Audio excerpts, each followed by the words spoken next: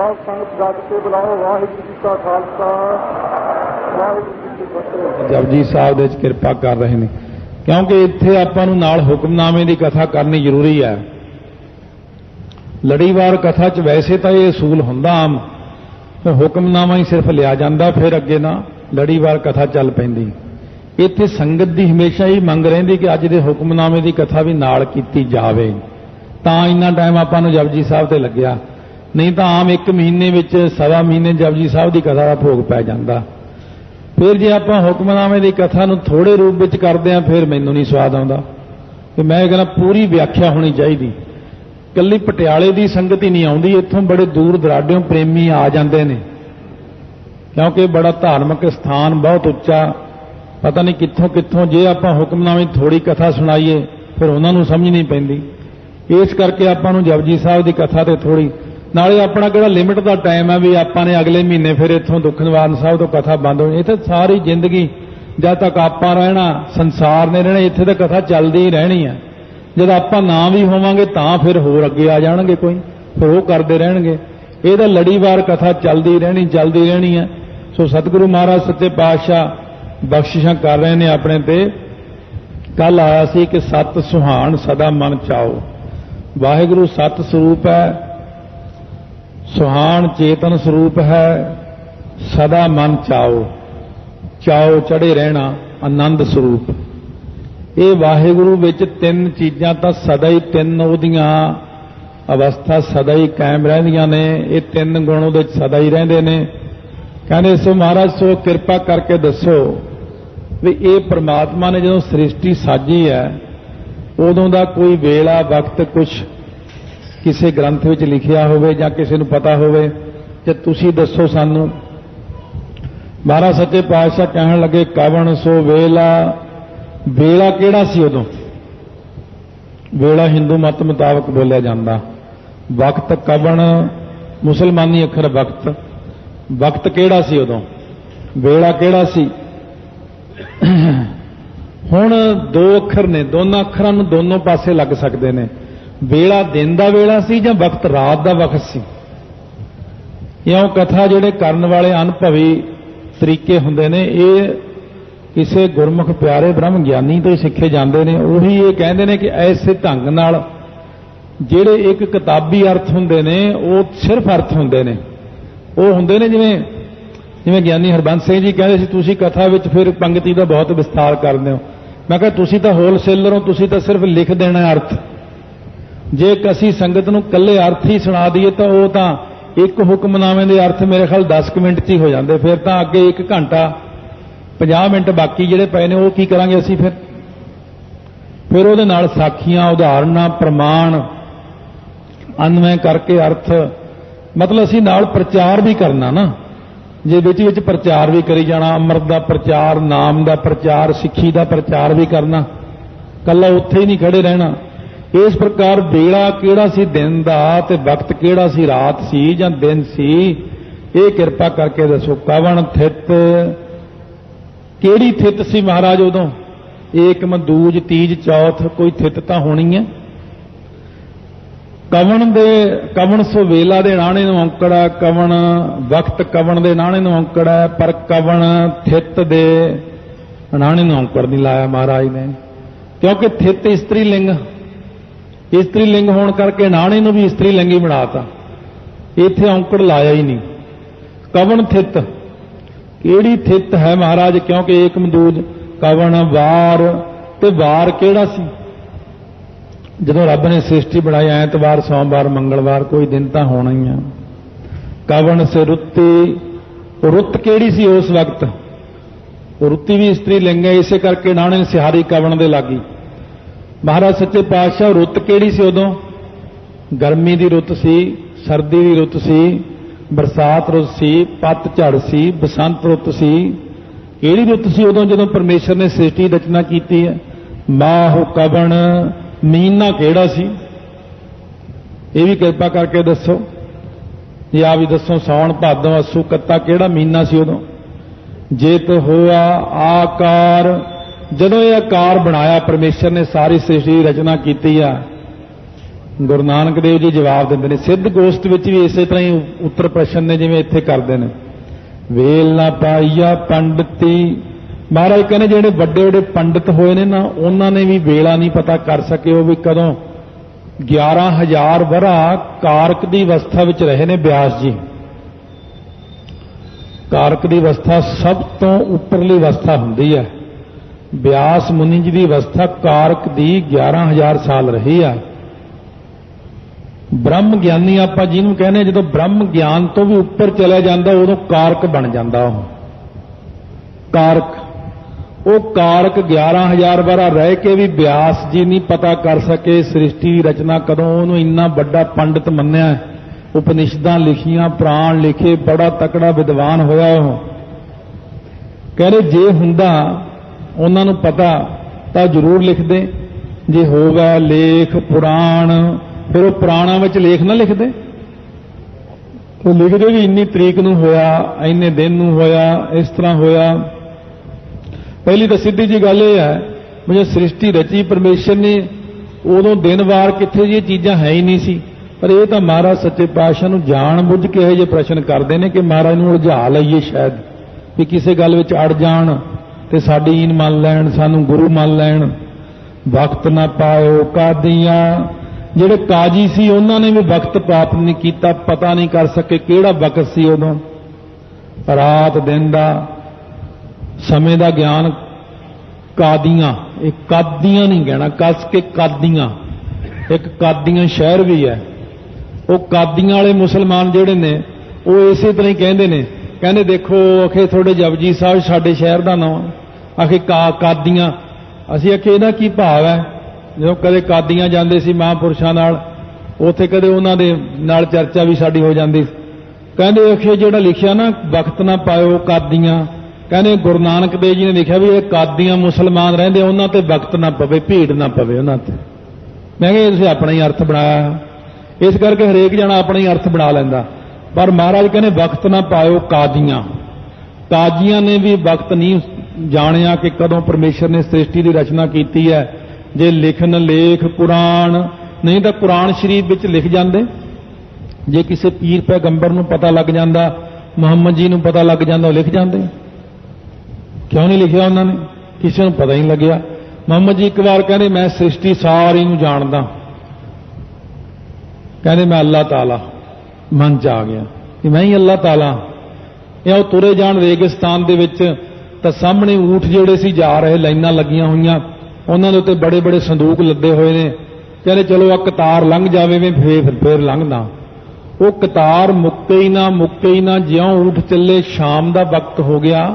ਕਹਿੰਦੇ ਇਹ ਤਾਂ ਕਤਾਰ ਮੁੱਕਣ 'ਚ ਹੀ ਨਹੀਂ ਆਉਂਦੀ। ਫਿਰ ਹਰੇਕ ਊਠ ਦੇ ਨਾਲ ਇੱਕ ਬੰਦਾ ਬੈਠਾ, ਇੱਕ ਬੁੜਾ ਜਿਹਾ ਤੁਰਿਆ ਜਾਵੇ, ਬਜ਼ੁਰਗ ਜਿਹਾ ਹੀ ਪਿਛਲੇ ਪਾਸੇ, ਹਰੇਕ ਊਠ ਦੇ ਨਾਲ। ਕਹਿੰਦੇ ਆ ਊਠ ਦੀ ਕਤਾਰਾਂ ਜਿਹੜੀਆਂ ਜਾਂਦੀਆਂ ਇਹਨਾਂ 'ਚ ਕੀ ਆ?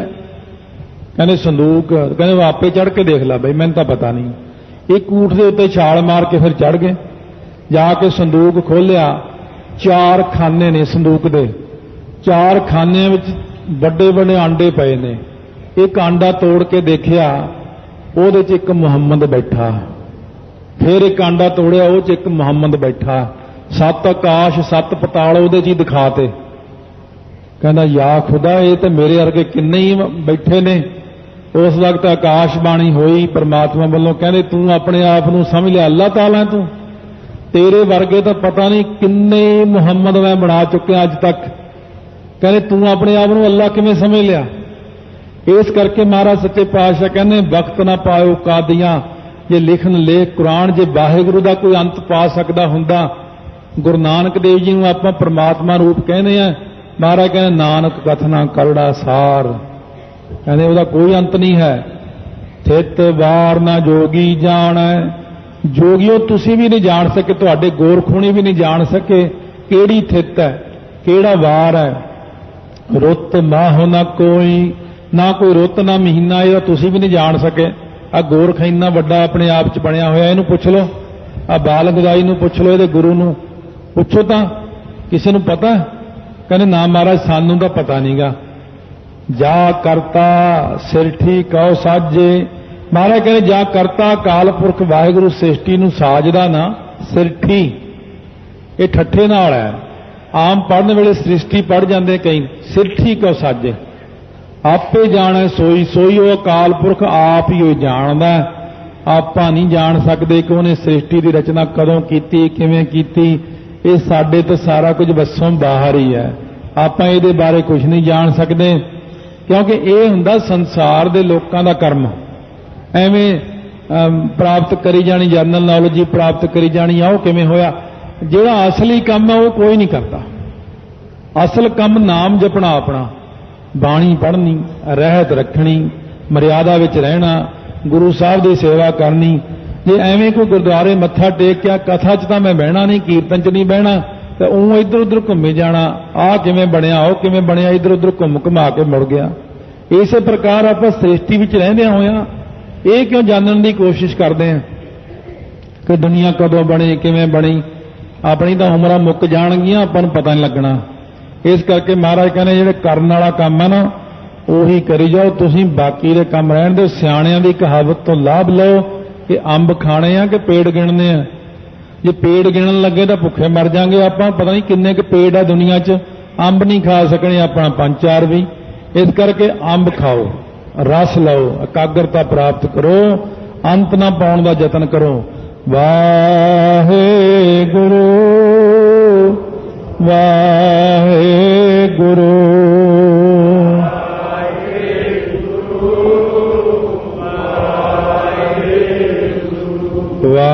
ਵਾਹਿਗੁਰੂ ਵਾਹਿਗੁਰੂ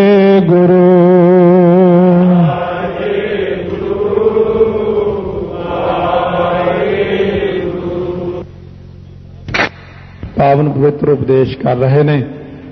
ਬੇਨਤੀ ਕਰ ਦਿੱਤੀ ਸਿੱਧਾਂ ਨੇ ਕਿ ਮਹਾਰਾਜ ਆ ਸਾਨੂੰ ਗਿਆਨ ਦਿਓ, ਕਿਰਪਾ ਕਰਕੇ ਦੱਸੋ ਸਾਨੂੰ ਕਿ ਅਕਾਲ ਪੁਰਖ ਵਾਹਿਗੁਰੂ ਨੇ ਸ੍ਰਿਸ਼ਟੀ ਦੀ ਸਾਜਨਾ ਕਿਹੜੇ ਢੰਗ ਨਾਲ ਕੀਤੀ ਹੈ, ਕਿਹੜਾ ਵੇਲਾ, ਕਿਹੜਾ ਵਕਤ ਸੀ ਉਸ ਵਕਤ।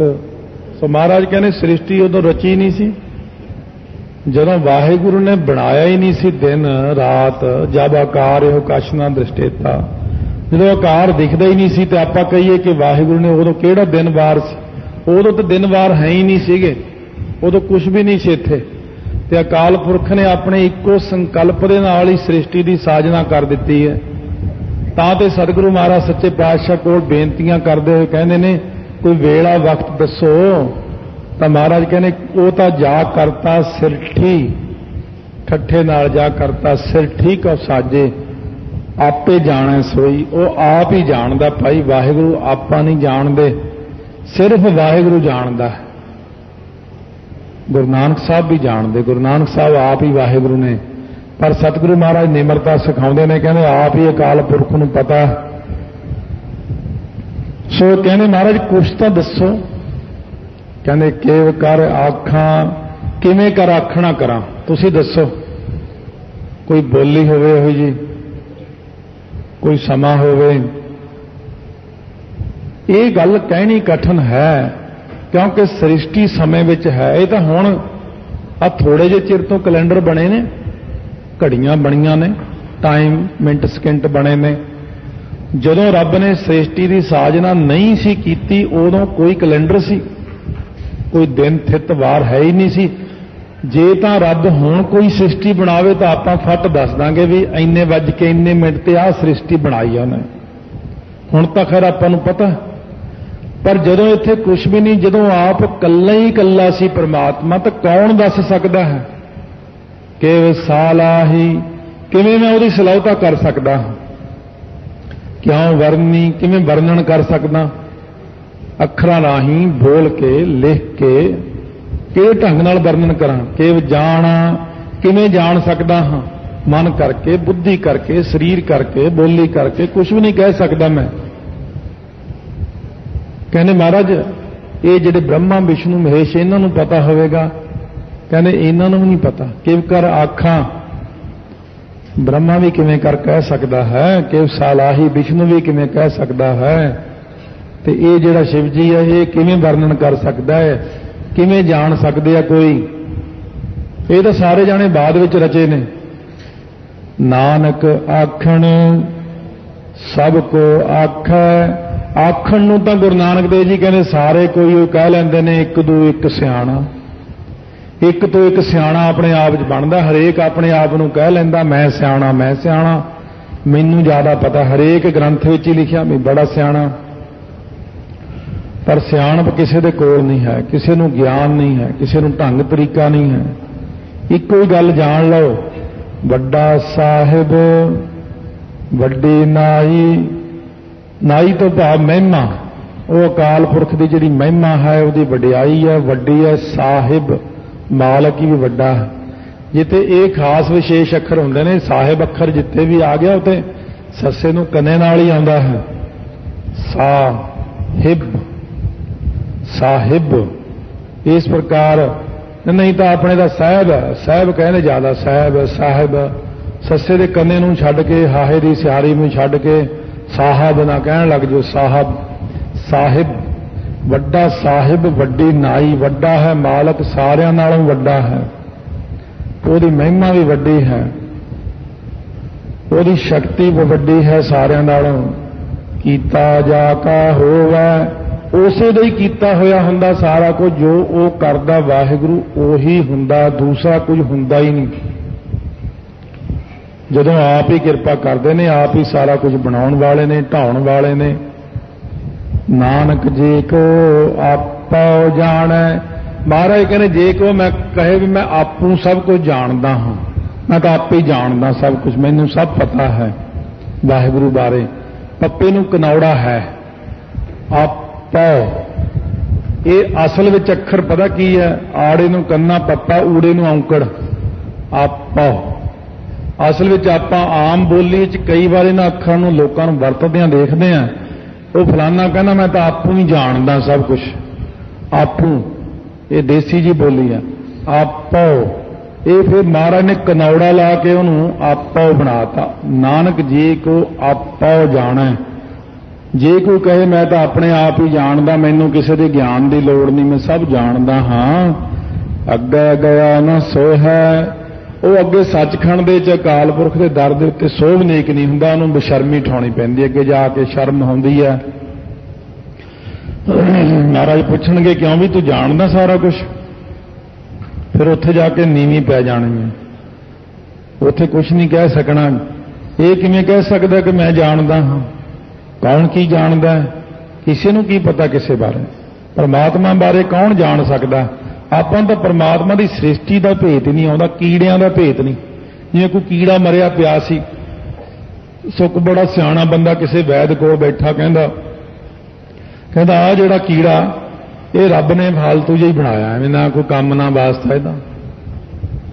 ਉਹ ਦੇਵ ਨੇਤ ਨਾਲ ਉਹ ਬੰਦੇ ਨੂੰ ਕੋਈ ਐਸੀ ਬਿਮਾਰੀ ਲੱਗੀ, ਉਸ ਵਕਤ ਉਹ ਵੈਦ ਨੇ ਉਹਨੂੰ ਚੀਜ਼ ਇੱਕ ਸੁੰਘਣ ਨੂੰ ਦਿੱਤੀ। ਕਈ ਮਹੀਨਿਆਂ ਬਾਅਦ ਫਿਰ ਜਦੋਂ ਸੁੰਘੀ ਉਸ ਚੀਜ਼ ਨਾਲ ਛਿੱਕਾਂ ਬਹੁਤ ਆਈਆਂ ਤੇ ਬਹੁਤ ਸਾਰੀਆਂ ਬਿਮਾਰੀਆਂ ਜਿਹੜੀਆਂ ਸਿਰ ਦੀਆਂ ਸੀ ਉਹ ਠੀਕ ਹੋਈਆਂ।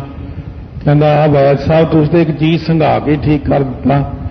ਵੈਦ ਕਹਿੰਦਾ ਜਿਹੜੇ ਕੀੜੇ ਨੂੰ ਤੂੰ ਕਹਿੰਦਾ ਸੀ ਨਾ ਕਿ ਕਿਸੇ ਕੰਮ ਨਹੀਂ ਆਉਂਦਾ, ਰੱਬ ਨੇ ਐਵੇਂ ਬਣਾਇਆ, ਇਹ ਉਹੀ ਪੀਸ ਕੇ ਸੰਘਾਇਆ ਤੈਨੂੰ, ਕਿਉਂਕਿ ਉਹ ਕੀੜਾ ਇਹੀ ਕੰਮ ਕਰਦਾ।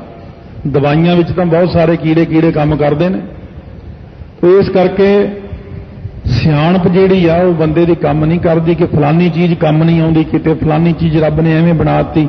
ਮਹਾਰਾਜ ਕਹਿੰਦੇ ਮੈਂ ਕੋਈ ਚੀਜ਼ ਸ੍ਰਿਸ਼ਟੀ 'ਚ ਫਾਲਤੂ ਨਹੀਂ ਬਣਾਈ, ਕੋਈ ਮੈਂ ਕੰਮ ਗਲਤ ਨਹੀਂ ਕੀਤਾ, ਕਦੇ ਨਾ ਕਿਹੋ ਕਿ ਰੱਬ ਨੇ ਆਹ ਕੰਮ ਗਲਤ ਕੀਤਾ। ਇਹਨਾਂ ਕੰਮਾਂ ਪਿੱਛੇ ਬਹੁਤ ਮਾਰ ਪੈਂਦੀ ਹੈ। ਜੇ ਕੋਈ ਇਹ ਕਹੇ ਕਿ ਗੁਰੂ ਤੇਗ ਬਹਾਦਰ ਸਾਹਿਬ ਨੇ ਆਹ ਕੰਮ ਠੀਕ ਨਹੀਂ ਕੀਤਾ, ਕੀ ਲੋੜ ਸੀ ਉਹਨਾਂ ਨੂੰ ਸਿਰ ਦੇਣ ਦੀ?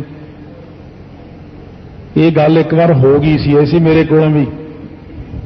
ਫਿਰ ਕਿਸੇ ਮਹਾਤਮਾ ਨੇ ਕਿਹਾ, ਕਹਿੰਦੇ ਤੂੰ ਇੱਕ ਵਾਰ ਐਵੇਂ ਬੋਲਿਆ ਸੀ। ਮੈਂ ਕਿਹਾ ਹਾਂ। ਕਹਿੰਦੇ ਫਿਰ ਮਾਫੀ ਮੰਗਣੀ ਪੈਣੀ ਹੈ, ਮਹਾਰਾਜ ਨਾਰਾਜ਼ ਨੇ। ਸੋ ਇਸ ਕਰਕੇ ਮਹਾਰਾਜ ਕੋਲੋਂ ਫਿਰ ਅਰਦਾਸ ਬੇਨਤੀ ਕਰਕੇ ਕਿਸੇ ਵੀ ਮਹਾਰਾਜ ਦੀ ਕਰਨੀ ਨੂੰ ਨਹੀਂ ਆਪਾਂ ਨਿੰਦਣਾ, ਇਹ ਧਿਆਨ ਰੱਖਣਾ। ਜੋ ਕੀਤਾ ਸੱਚੇ ਪਾਤਸ਼ਾਹ ਨੇ ਠੀਕ ਕੀਤਾ, ਬਸ ਇਹੀ ਕਹਿਣਾ। ਜੋ ਉਹਨਾਂ ਨੇ ਕੀਤਾ ਠੀਕ ਕੀਤਾ, ਉਹਨਾਂ ਨੇ ਕੁਝ ਗਲਤ ਨਹੀਂ ਕੀਤਾ, ਉਹ ਭੁੱਲਣਹਾਰ ਨਹੀਂ ਹੈਗੇ।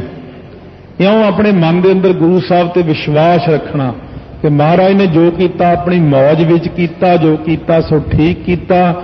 ਸਾਡੇ ਸਤਿਗੁਰੂ ਨੇ ਕੁਝ ਗਲਤ ਨਹੀਂ ਕੀਤਾ, ਔਰ ਦੂਜੇ ਨੂੰ ਵੀ ਕਦੇ ਕਹਿਣ ਨਹੀਂ ਦੇਣਾ। ਇਹ ਜੇ ਕੋਈ ਕਹੇ ਕਿ ਮਹਾਰਾਜ ਨੇ ਆਹ ਕੰਮ ਨਹੀਂ ਠੀਕ ਕੀਤਾ, ਇਹਦੇ ਵਿੱਚ ਵੀ ਗੁਨਾਹਗਾਰ ਹੋ ਜਾਂਦੇ ਆਪਾਂ। ਇਉਂ ਨਹੀਂ ਕਹਿਣਾ ਕਦੇ ਮਹਾਰਾਜ ਨੇ ਠੀਕ ਨਹੀਂ ਕੀਤਾ, ਮਹਾਰਾਜ ਨੇ ਸਭ ਠੀਕ ਕੀਤਾ। ਪਾਤਾਲਾ ਪਾਤਾਲ ਲਖ, ਆਗਾਸਾ ਆਗਾਸ, ਲੱਖਾਂ ਹੀ ਪਤਾਲ ਤੇ ਲੱਖਾਂ ਹੀ ਆਕਾਸ਼ ਬਣਾਏ ਨੇ ਪ੍ਰਮਾਤਮਾ ਨੇ। ਇਸ ਗੱਲ ਦੇ ਉੱਤੇ ਹੀ ਰੌਲਾ ਪਿਆ ਸੀ ਬਗਦਾਦ ਦੇ ਪੀਰ ਨਾਲ, ਜਦੋਂ ਗੁਰੂ ਨਾਨਕ ਦੇਵ ਜੀ ਨੇ ਪਿਆਰ ਨਾਲ ਉੱਚੀ ਧੁਨ ਵਿੱਚ ਜਪਜੀ ਸਾਹਿਬ ਪੜ੍ਹਦਿਆਂ ਕਿਹਾ ਸੀ, ਪਾਤਾਲਾ ਪਾਤਾਲ ਲੱਖ, ਆਗਾਸਾ ਆਗਾਸ।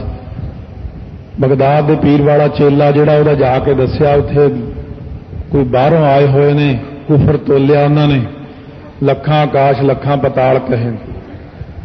ਸੋ ਆ ਕੇ ਜਦੋਂ ਮਹਾਰਾਜ ਤੇ ਕਿੰਤੂ ਪ੍ਰੰਤੂ ਕੀਤਾ, ਕਾਫੀ ਕਰੋੜੇ ਮਾਰਨ ਤੱਕ ਗਏ। ਫਿਰ ਮਹਾਰਾਜ ਨੇ ਬਾਹਾਂ ਹੀ ਖੜਾਤੀਆਂ ਉਹਨਾਂ ਦੀਆਂ ਉੱਥੇ ਹੀ।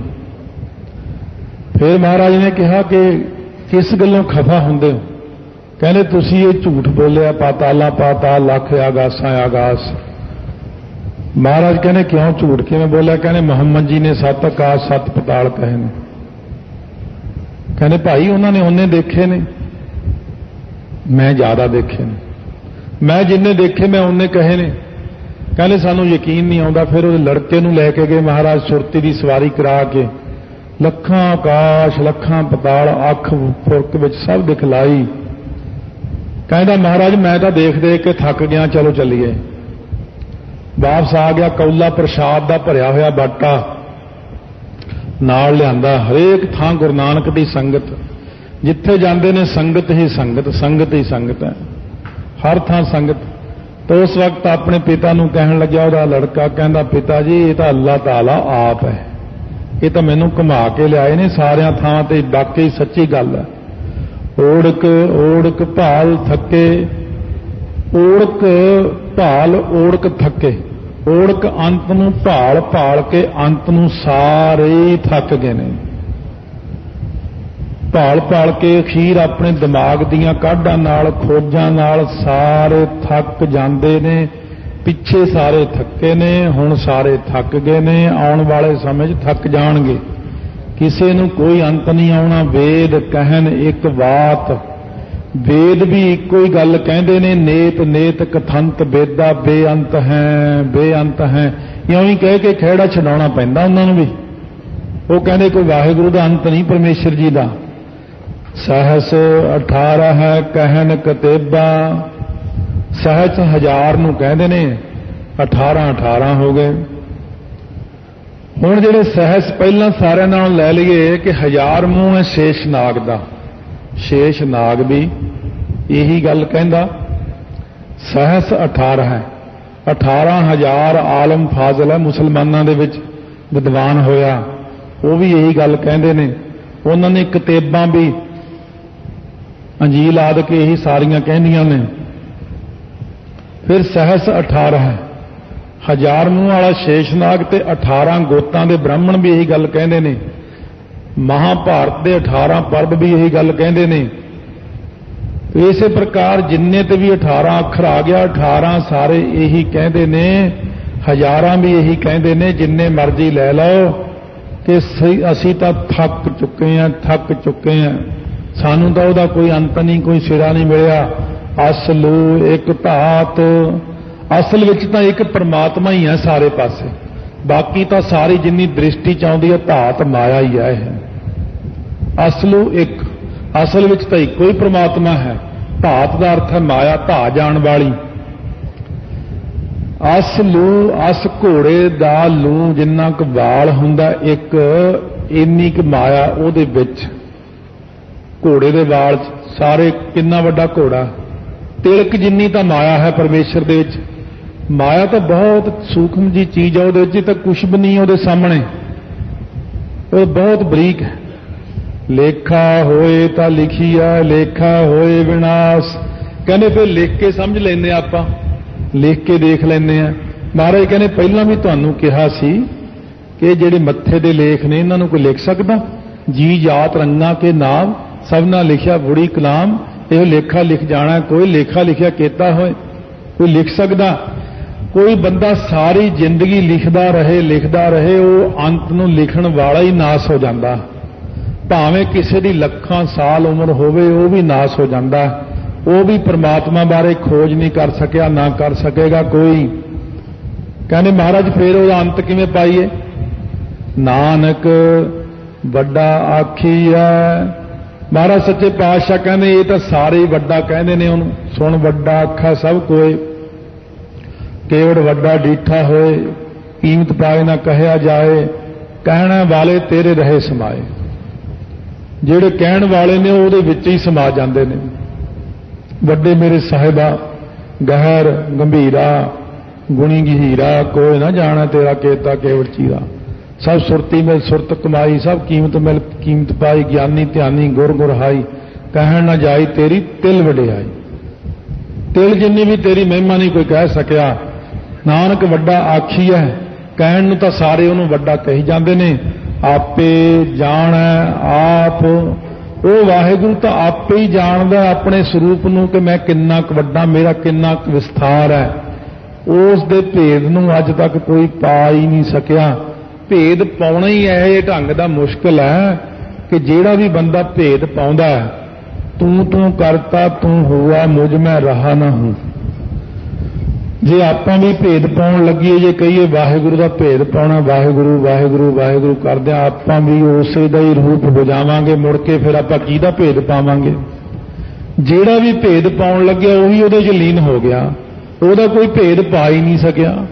इस करके महाराज कहंदे ਇਹ ਤਾਂ ਐਵੇਂ ਇੱਕ ਫਜ਼ੂਲ ਦੀ ਗੱਲ है लोकां दी कि रब दा भेद पाउणा है।